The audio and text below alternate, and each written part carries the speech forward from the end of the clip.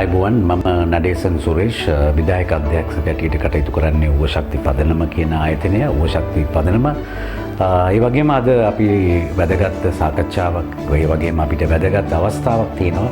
මේ රටේ දැවැන්තම ප්‍රශ්නයක් හැටියට දකින්න අපි ආරවුල් පිළිබඳව සමාජ ආරවුල් සහ රාජ්‍ය මට්ටමින් සහ ජාත්‍යන්තර මට්ටමින් අපි සමහර තැන්වලදී ප්‍රශ්නවලට මුහුණ දුන්න දෙයක් තමයි මේ රටේ ආරවුල් निराකරණය සඳහා බුද්ධිමය අවස්ථාවක් අපිට තිබුණේ නැහැ සහ තාක්ෂණික අවස්ථාවක් අපිට ක්‍රම තිබුණත් නමුත් ඒක ප්‍රායෝගිකව ක්‍රියාත්මක කිරීමේ අභියෝග තිබුණා. ඒ වගේම තමයි අපි දකින්නේ මෙවැනි අවස්ථාවක අපි යම්කිසි විදියකින් රටේ අපි සමාජ පරිවර්තනයක් රාජ්‍ය ප්‍රතිසංස්කරණයක් සිදු වෙන වෙලාවක අපිට අවශ්‍යතාවයක් තිබෙනවා මේ විෂයන් පිළිබඳව සාකච්ඡා කරන්න. එම නිසා අපිට අවස්ථාවක් ලැබුණා යුරෝපා සංගමය බ්‍රිතාන්‍ය කවුන්සිලයේ ආධාර ඇතුළුව Search for Common Ground ආයතනයේ සහයෝගයෙන් ඒ අයගේ පාසුකරණයෙන් ඌව ශක්ති පදනම ප්‍රාදේශීය පාර්ශවකරු සිවිල් සංවිධානයක් හැටියට සම්බන්ධ වෙලා ඵලදායීව ආරවුල් විසඳා ගැනීම සඳහා ප්‍රජාව සහභාගී කරවමින් මෙම ක්‍රියාත්මක කිරීම. ඒ අවස්ථාව තමයි අපි දකින්නේ ඌව පළාත විශේෂ වූ පළාතක් විශේෂයෙන් බදුල්ල දිස්ත්‍රික්කයේ ගත්තොත් සියලු ජාතීන් සියලු ආගම් සහ ඒ වගේම දේශගුණික වශයෙන්ද ලොකු වෙනසක් සහ විවිධත්වයක් තිබෙන ප්‍රදේශයක්. ඉතින් මෙවැනි ප්‍රදේශයක් තුල සමාජ ආරවුලක් විසඳා ගැනීමේදී ඇතිවෙන අභියෝග ගැටලු පිළිබඳව අපි සාකච්ඡා කරන ගමන් අපිට අවස්ථාවක් ලැබුණා මේ වැඩසටහනත් එක්ක සම්බන්ධ වෙන්න. ඉතින් ඒකේ එකක් තමයි අපි කතා කරන්න තියෙන මේ අවස්ථාවේදී අපි බලන්නේ දැන් මේ සමාජ ආරවුලක් විසඳා ගැනීම සඳහා ප්‍රජාව මූලිකත්වයෙන් කරන්න පුළුවන් විපරිවර්තන ක්‍රම මොනවද කියන එක. ඉතින් අපිට SCDR කියන ව්‍යාපෘතිය යටතේ බදුල්ල දිස්ත්‍රික්කයේ තෝරාගෙන බදුල්ල දිස්ත්‍රික්කෙත් අපි තෝරාගත්ත ප්‍රාදේශීය ලේකම් කොට්ටාස දෙකක්. එයින් එකක් තමයි ඌවෙම පරණම ගමක් වන ඌව පරණගම කියන ප්‍රාදේශීය ලේකම් කොට්ටාස. අනිත් ප්‍රාදේශීය ලේකම් කොට්ටාසය තමයි පස්සර. මේ දෙකම හරිම විවිධත්වයයි විශේෂයෙන් මේ ප්‍රදේශ දෙකම ගත්තොත් විවිධ ජන සංකලනයෙන් යුතු ප්‍රදේශ දෙකක්. ඉතින් මෙතනදී අපි පළමුවම අපි කරපු දේ තමයි මේ වැඩසටහන පිළිබඳව පුළුල් සාකච්ඡාවක් ඇති කිරීම සඳහා පාර්ශවකරු ආයතනයන් සමග සම්බන්ධ වීම. පළමුවෙන්ම මෙම වැඩසටහන හඳුන්වා දීමේදී අපි හමු වෙච්ච පාර්ශවකරුවන් තමයි විශේෂයෙන් ගත්තොත් ප්‍රාදේශීය ලේකම් කාර්යාලය, සමතකරණය, සමත නිලධාරීන්, සමත මණ්ඩල, ප්‍රජා සංවිධාන, සිවිල් සංවිධාන, රාජ්‍ය ආයතනය නියෝජනය කරන පොලිසිය වෙන්න පුළුවන්. ඒ වගේම අධිකරණ අමාත්‍යාංශයේ යටතේ ක්‍රියාත්මක වෙන යාන්ත්‍රණ මේ සියලු දෙනා එකතු කරමින් අපි 50 දෙනෙක්ගේ වගේ කණ්ඩායමක් දිස්ත්‍රික්කයේ තුල සාකච්ඡාවක් ගොඩනැගුවා. මෙම වැඩසටහන පහළ මට්ටමට ගෙනියන්නේ කොහොමද කියන සාකච්ඡාව. එවැනි සාකච්ඡා කිරීමේදී තමයි අපිට අවස්ථාව ලැබුණේ ගැටලු ගැටුමක් නිර්මාණය වීමට තියෙන පසුබිම පිළිබඳව අදහසක් ඇති කරගන්න. එහිදී අපි තෝරාගත් ප්‍රදේශ දෙකකින් මම ඌව පරණගම ප්‍රදේශය ගත්තොත් ඌව පරණගම තිබුණේ දීර්ඝ කාලයක් තිස්සේ ජලය බීමට ජලය වෙන්න පුළුවන්, ගොවිතැනට ජලය වෙන්න පුළුවන් සහ පරිභෝජනය සඳහා අනිකුත් පරිභෝජනය සඳහා ජලය ලබා ගැනීමේදී ඇතිවෙච්ච සමාජ ගැටලුවක් තමයි ඌව පරණගම ප්‍රදේශයේදී අපි තෝරගත්තේ.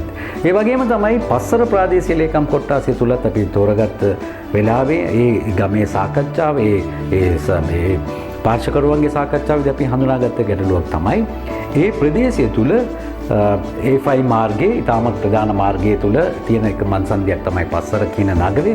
පස්සර නගරයට ඇතුල් වෙන තැනම තියෙනවා ගම්මානයක්. ඒ ගම්මානය හරිම විවිධත්වයි. ඒ ගම්මානයට අපි කියන්නේ කෝවිල් කඩේ කියන ගම. ඉතින් ওই ගමෙත් අපිට තිබුණ ප්‍රශ්නයක් තමයි ওই ගමේ ওই පාල මේ කොටස ඒ කියන්නේ ලොකු කෝවිලක් තියෙනවා. කෝවිලත් එක්ක තියෙන පාල ඒ ග්‍රාමසේවක වශයෙන් ජීවත් වෙන අය මුස්ලිම්, දෙමළ, සිංහල අය. ඉතින් එතන යටිතල පාසුකම් මාර්ගයක් පිවිසීමේදී විශාල ජල පාරක් ගලාගෙන ආවා.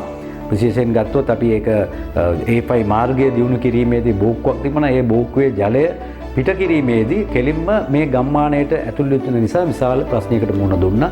එහිදී වැඩි පීඩනයකට ලක් වුණේ මුස්ලිම් ජන කණ්ඩායම් කීපයක්. ඒගොල්ලෝගේ නිවසවලට තමයි ගිහලා මේ ජලපාර අවසානට රැඳුනේ. එතනින් ඒගොල්ලෝ විශාල පීඩනයකට නැත්නම් එතනදී ඒ ප්‍රශ්නේ හඳුනාගෙන අපිට හැකියාවක් ලැබුණා ඒ ගම්මානය තුල ඒ ප්‍රශ්නේ විසඳා ගැනීමේදී විකල්ප ආරවුල් විසඳා ගැනීමේ තාක්ෂණික ක්‍රම හඳුනාගෙන ක්‍රියාත්මක කිරීමට. ඉතින් ඔය දෙක ක්‍රියාත්මක කරන අතරේදී මේකදී වැදගත්ම වන්නේ මේ අයට අපි කොහොමද මේ පිළිබඳ විශ්වාසය ඇති කරන්නේ. විශ්වාසය ඇති කරනවා නම් අපි ඇත්තටම මූලාශ්‍රයන් හොයන්න ඕනේ. මේ ගැටුමක් වලට පරිවර්තනය වෙන්න මූලාශ්‍රයන් සොයන්න ඕනේ. ඉතින් මේ වැඩසටහන තුළදී අපිට තිබුණා පාර්ශවකරු කණ්ඩායමත් එක්ක එකතු වෙලා අපිට සංසද දෙකක්, ඒකට අපි කියනවා ආරවුල් නිරාකරණය සඳහා වූ ෆෝරම් එක. ඒ වගේ ADR ෆෝරම් දෙකක් අපිට ස්ථාපිත කරන්න හැකියාවක් ලැබුණා. ඉතින් ඒ අරා තමයි අපි මේ ප්‍රශ්න විසඳා ගැනීමේ ක්‍රියාවලිය. මෙතනදී අපිට වැදගත්ම වන්නේ ආගමික නායකින් සහ ග්‍රාමීය මට්ටමින් ඉන්න ප්‍රජා නායකින්, විශේෂයෙන් ගොවි සමිති වෙන්න පුළුවන් තරුණ කාන්තා, ඒ අයගේ සහභාගීත්වය. ඉතින් මේ හැම කෙනාටම අවස්ථාවක් ලැබුණා මෙම ප්‍රශ්න විසඳීමේදී ඒගොල්ලෝගේ අදහස් ඉදිරිපත් කරන්න.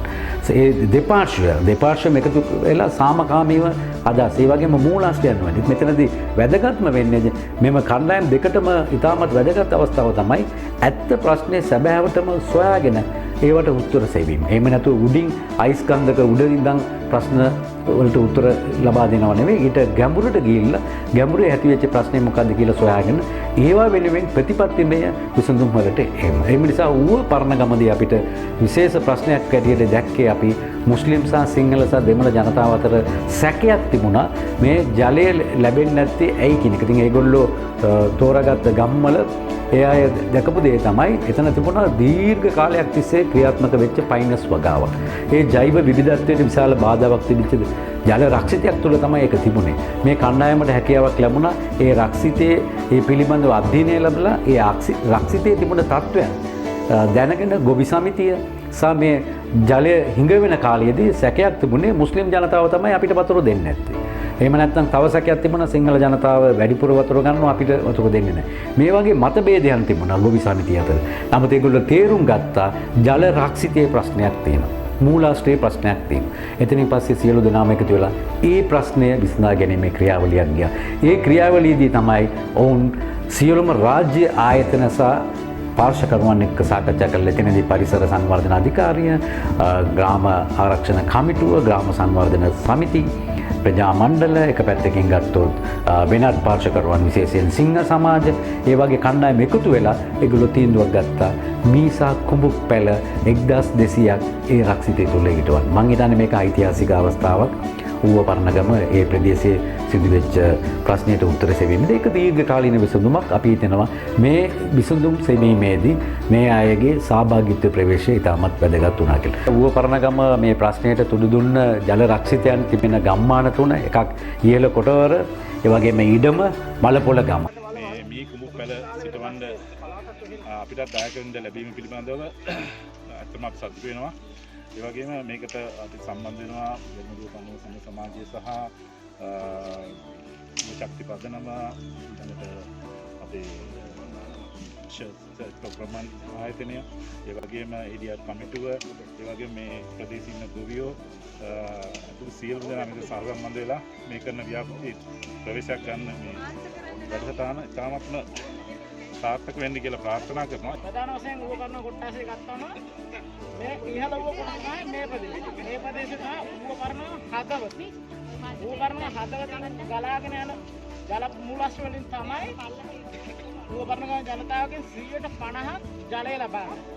කාල්නවට වැටිලා ඊට පස්සේ කාල්නවේ උමාවට වැටිලා ඊට පස්සේ මහවැලිගඟට කිතුන මේ ජල ප්‍රසන්න ප්‍රදේශවල දැන් ජල ප්‍රසන්න ප්‍රදේශ අපි හඳුනාගෙන තියෙනවා කැසට් කරන්න අලුත් රජයටදී ක්‍රියාමාර්ග ගණමින් සිටිනවා. ගොඩාක් සතුටුයි. ඇත්තටම අපි සියලුම ජාතීන් එකතු වෙලා තමයි ශ්‍රී ලාංකීය ජාතියක් හැටියට මේ රට ගොඩ නගන්න ඕන. ඉතින් මේ අවස්ථාවේදී අපිට මෙතනදී සියලුම ජාතීන් සම්බන්ධ වෙලා ඉන්න. ඒක ඉතාම අගයකට සලකන්න ඕන කාරණයක්. පස්සර ගත්තොත් අපිට තිබුණේ පස්සර ඉතාමත් වැදගත් ප්‍රශ්නයක්. ඒක ජාතීන් අතර තිබුණ සැකයක්. ඒ කියන්නේ තමන්ගේ ගේ ඉස්සරහා පුංචි අඟලක්වත් ඉඩමක් දෙන්නේ නැහැ පාර පොඩ්ඩක් පළල් කරගන්න. ඉතින් ඒ වගේ වෙලාවකදී අපිට හැකියාවක් ලැබුණා තනි පුද්ගල මට්ටමින් සාකච්ඡා කරන්න. ඒ අයගේ සත්‍ය තොරතුරු ලබා ගන්න. එතනින් පස්සේ මෙහෙට වැඩි බලය තියෙන අය කවුද? ඔය සම්පූර්ණ ඉඩමේ අයිතිකරු කවුද? ඒ වගේම මේ ප්‍රදේශයේ වැඩි බලය තියෙන අය. විශේෂයෙන් ගත්තොත් ග්‍රාම සේවක මහත්මයා වෙන්න පුළුවන්, පොලිසිය වෙන්න පුළුවන්. ඒ වගේම අනිකුත් පාර්ශවකරුවන්, පෞද්ගලික ආයතන. එතනදී තමයි අපිට හම්බුනේ රාම් කුමාර් කියලා මහත්මයෙක්. එතුමා තමයි ඒ ඉඩම කතරගම දේවාලෙන් වැඩි කොටසක් කරන් තිබුණේ. ඉතින් එයා ඒ වෙලාවේදී එතුමත් එක්ක සාකච්ඡා කිරීමට අවස්ථාවක් ලැබුණා. ගමේ පාර්ශ්වය විවිධ මතභේද තිබුණා. රණ්ඩු දබර වෙන්න ගියා. නමුත් ඒගොල්ලන්ට අවසානයේදී තීන්දුවකට එන්න වුණා. අපි සියලු දෙනාම මේ ප්‍රශ්නය එකට එකතු වෙලා විසඳන්න ඕනේ කියලා. එවැනි ප්‍රශ්නයක් විසඳා ගැනීමේදී අවසානයේදී අපිට විශාල සහයෝගයක් තාක්ෂණික සහයෝගයක් ලබා දුන්නා කතරගම දේවාල. ඉතින් අපි ගත්තොත් 99 බද්ධ යටතේ ක්‍රියාත්මක වෙන දේවාලගම් පනත යටතේ ක්‍රියාත්මක වෙන ඉඩම් අපිට කැමති විදියට පරිහරණය කරන්න බෑ. නමුත් ඒකට ක්‍රමවේදයක් තියෙනවා. නමුත් මෙතනදී ඒ අයත් පාල මට්ටමට ඇවිල්ලා සාකච්ඡා කරලා මෙන්න මේ අහිංසක ජන කණ්ඩායමකට පවුල් 11කට විතර ඉඩම් ලබා දීම සහ ඒගොල්ලන්ට ඉඩමක ඔප්පුවක් සහ මුළු ඉඩම මැනලා ඒවා වෙන් කරලා මේ පාරට කොටසක් කියලා වෙන් කරලා දීමේ තාක්ෂණික මට්ටමින් ඒ අයගේ සහයෝගය ලැබුණා. ඉතින් මේ ක්‍රියාවලිය සම්පූර්ණයෙන්ම ක්‍රියාත්මක වෙද්දී තවත් අභ්‍යන්තරව වෙච්ච දේවල් අපි ගත්තොත් අපිට කියන්න පුළුවන් මේ අපි වැඩ කරපු මේ වැඩසටහන තුල පළාත් 3ක ක්‍රියාත්මක වුණා. උතුර, නැගෙනහිර සහ ඌව පළාත්. එතකොට මේ පළාත් 3න් ක්‍රියාත්මක වෙද්දී දිස්ත්‍රික්ක 7ක් 8ක් මේකට සම්බන්ධ වෙනවා. ඉතින් මේ දිස්ත්‍රික්ක අතරින් අපිට විශේෂ අවස්ථාවක් ලැබුණා. ඒ දිස්ත්‍රික්කවල කණ්ඩායම් මේ අත්දැකීම් බෙදා හදා ගැනීමට මේ තාක්ෂණික දැනුම හදාගන්න වෙනත් ප්‍රදේශවලට ගිහිල්ලා ඒ සිදුවෙච්ච දේවල් බලන්න. එවැනි අවස්ථාවකදී අපිට මන්නාරමේ RDF ආයතනය ඒගොල්ලන්ට අවස්ථාවක් ලැබුණා.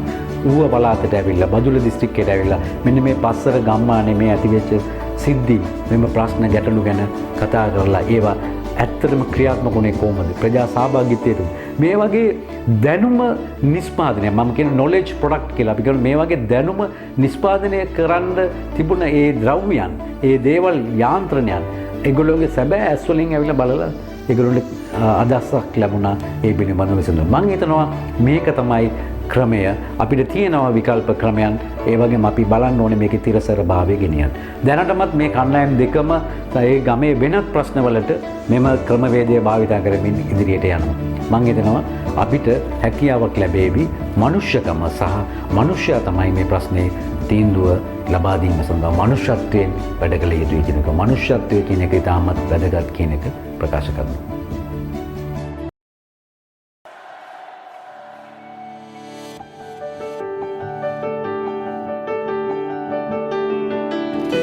කඳුළු තිබුණාද මාවතේ රුදුරු හන්දාම ජීවිතේ වතුර හෙව්වාද හාමතේ පැදුරු නැති රැක නිදිමතේ අපි පාවෙන ලෝකේ ඇවිදින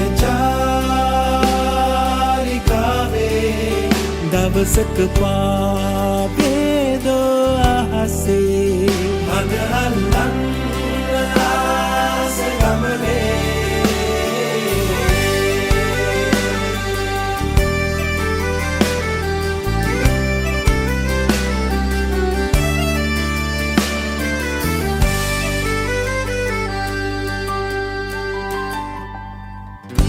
පුරන් උදාක ආදරේ තුරන්වාද ජීවිතේ පහස දැනුනාම තනිකමේ දෙබස් ඇහුණාද හදවතේ